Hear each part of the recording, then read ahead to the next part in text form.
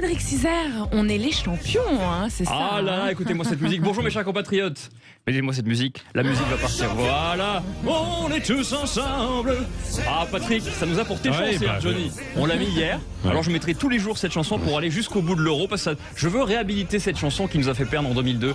Je veux qu'on réhabilite cette chanson. Bon, arrête Richard quand même parce que là, on la réhabilite trop, je trouve, cette chanson. Il faut arrêter tout de suite. Patrick, vous aviez pronostiqué un partout. Oui, c'est vrai. Voilà, vous êtes aussi bon pronostic que Didier Raoult. Ouais. Il y a Didier Raoult et vous en pronostic. Vous êtes un petit peu comme ça. Didier Raoult qui avait dit que la France perdait 3-0. Donc bon, il connaît pas. Il fait des pronostics aussi. En tout. Dès que j'ai un problème, je veux savoir non, si. Il avait pas. Non, il avait pas pronostiqué. J'ai demandé si j'achète un appart. J'ai demandé si est-ce que j'achète un appart à Montigny ou à Courbevoie. Finalement, j'ai acheté Courbevoie alors qu'il m'avait dit Montigny. Mais c'est pas grave. Cécile avait fait 2-1. C'est elle qui était la plus proche. Donc on la félicite. C'est pour ça qu'elle est partie. Bravo Cécile. Elle a gagné 5 000 € grâce à ce pari. Alors 1-0, 2 buts refusés, un penalty oublié, Pavard qui est bâtistonné. Vous vous rappelez Patrick ? Qu'est-ce que ça veut dire quand on est bâtistonné ? Bah oui, c'est qu'on reçoit un coup sur la tête. On se fait éclater comme Patrick Battiston et le mec en face repart tranquillement, jouer à sa place, aucun problème. Alors nous les buts qu'on marque, les arbitres ils en veulent pas, les pénaltys non plus, mais Deschamps il est tellement fort qu'il fait marquer les Allemands pour nous.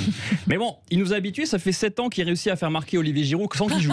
Donc c'est quand même un effort, il est magnifique ce Didier Deschamps. Alors vous savez que le sélectionneur des Bleus nous réserve chaque matin la primeur de ses réactions pour Sud Radio, vous savez ça. Et oui, alors est-ce qu'il est content de la victoire ? Est-ce qu'il est satisfait de la prestation de celui que la France entière réclamait depuis 6 ans, Karim Benzema ? Eh bien sa réponse en exclusivité. On écoute. Oh, à partir de là, bonjour. C'est vrai que c'est une victoire exceptionnelle et même extraordinaire. Hein. C'est vrai. Et puis pour Karim, il a été dans la lignée de ce qu'il fait depuis des années. Hein. Ça faisait 6 ans qu'on n'avait pas vu Karim Benzema en équipe de France. Et hier, pendant le match, eh ben, on ne l'a pas vu non plus. C'est vrai qu'on ne l'a pas vu non plus. Et Karim Benzema, hier, c'était pas non plus un match de fou. Pourtant, je l'adore, Karim. Mais je pense, Patrick, qu'il a une maladie orpheline, Karim Benzema. Ouais. Je pense qu'il est allergique à la surface de réparation. Ça ne l'intéresse pas, en fait, dans la surface de réparation. Il reste jamais plus de 5 secondes. Je pense qu'il passe plus de temps dans la surface de Loris que dans la surface adverse. Mais bon, espérons qu'avec cette victoire, on oublie les embrouilles bidons là, qui sont partout là, entre les joueurs. Monsieur, il y a Kylian, il veut pas me passer le ballon. Monsieur, on avait dit que c'était moi qui tirais les pénaltys. Monsieur, je retrouve plus ma sextape. C'est ça, c'est terrible. Didier Deschamps, il doit gérer tout ça. C'est un truc de fou. Alors, maintenant, ils se font mordre en plus. Ils se font mordre. Ah bah oui, c'est vrai. Ça, c'est très sexy. C'était une image où j'étais tout émoustillé par cette image. Deschamps, il a été choisi pour être sélectionneur, non pas parce qu'il a un palmarès exceptionnel, mais parce qu'il a le BAFA. Tout c'est tout. Il doit gérer les trucs comme ça entre les enfants. Mais l'épreuve la plus dure hier soir pour Didier, est-ce que vous savez ce que c'était ? Allez-y. Il a fallu serrer la main de Joachim Löw. Et vous savez que c'est terrible, c'est le sélectionneur allemand qui vérifie sans arrêt si ses attributs sont toujours dans son slip, vous savez, et qui fait c'est quoi cette histoire ? Mais vous connaissez pas cette image qui a fait le tour du monde depuis 2014 ? Moi je la connais, même moi qui ne regarde jamais le foot, je l'ai vu. Mais oui, ceux qui ont le nez sans arrêt, il se met les mains dans le slip, et après il sent ce qu'il a à ses doigts, c'est terrible. Vous imaginez quand même la spéléologie dans les narines, c'est catastrophique. Alors Deschamps, il a été malin, il lui a fait la bise. Et ça c'est très fort. Il a pas fait coup d'accueil. Non, il a fait la bise parce qu'ils se connaissent depuis longtemps, ça fait 15 ans Joachim Löw. Les gestes barrières Covid. Oui, mais ils sont tous testés, retestés, ils sont testés tous les matins, vaccinés, revaccinés. Dans le milieu du foot, on n'appelle pas Joachim Löw, mais Joachim Löw gros dégueulasse. Il est gros, vraiment dégueulasse. Mais bon, le pauvre, on l'embrasse bien sûr. Et hier soir, vous savez, Judith. Non, moi je l'embrasse pas perso. Moi je préfère l'embrasser que lui serrer la main. Allez, moi je le check là. Mais vous avez raison. Alors Judith, vous savez qu'hier soir on a regardé le match avec Patrick. Ah d'accord. On était tous les deux amoureux à la maison. C'est mignon tout ça, j'étais pas au courant. J'adore l'idée. J'ai mis des bougies, on s'est fait livrer bien sûr de la Macédoine, parce que c'est notre plat préféré avec Patrick. On adore la Macédoine. Et c'est vrai que c'est cool de se faire livrer à la maison. Ça nous change la vie, la livraison à domicile, Uber Eats, Deliveroo, Just Eat, Frishti, Tinder. Voilà, on se fait tout livrer à domicile pour manger. Uber Eats, c'est de plus en plus écolo, puisque depuis quelques temps, ils ne mettent plus de couverts dans les sacs. Comme Deliveroo aussi. Vous avez vu ça ? Donc, tu manges ton hachis parmentier, mais sans couvert. C'est génial. Merci beaucoup, c'est pratique. Et ils vont un petit peu trop loin dans l'écologie, parce que souvent, ils te livrent, mais dans ton sac, il n'y a pas ton plat. Ça, c'est très écolo, ça. Bah oui, bien sûr. Mais c'est très bon, la blanquette de veau sans veau. Ça arrive très souvent. Chez Uber Eats, tu commandes 2 plats, au final, il t'en manque 3. Et ça, c'est très fort. Je vous conseille. Et Uber Eats va lancer un système éco-responsable de consigne. Alors, pour éviter le plastique, il te livre un plat dans un contenant en verre. Tu dois le rapporter au restaurant pour récupérer une caution de 4 €.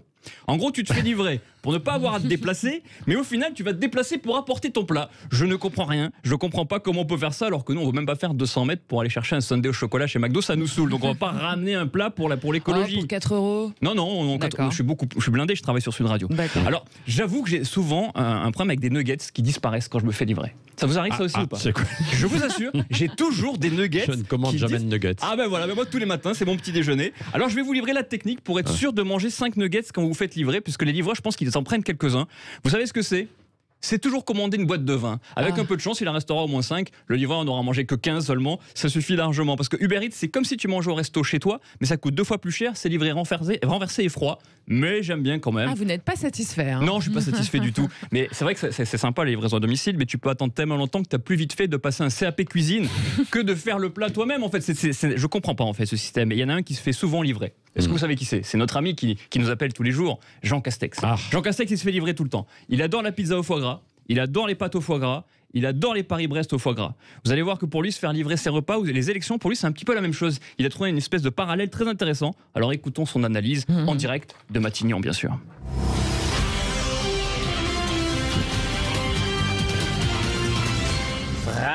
Français, le gouvernement se reconnaît dans les services de livraison à domicile. En effet, quand un Français élit un président, au final, il n'a jamais ce qu'il a commandé. Il a raison, hein, vous avez vu, Jean Castex, il connaît bien. Mais on n'a jamais ce qu'on demande. Sur le programme, on n'a jamais ce qu'on a à demander à la base. Donc c'est pour ça, Patrick, il fait ça tout le temps. Ouais. C'est ça, vous commandez tout le temps, vous ? Tout le temps. Tout le temps, il est blindé, bien sûr. Mais il y a toujours ce qu'il faut sur son programme, par contre. Non, jamais, en fait. Voilà, c'est bien.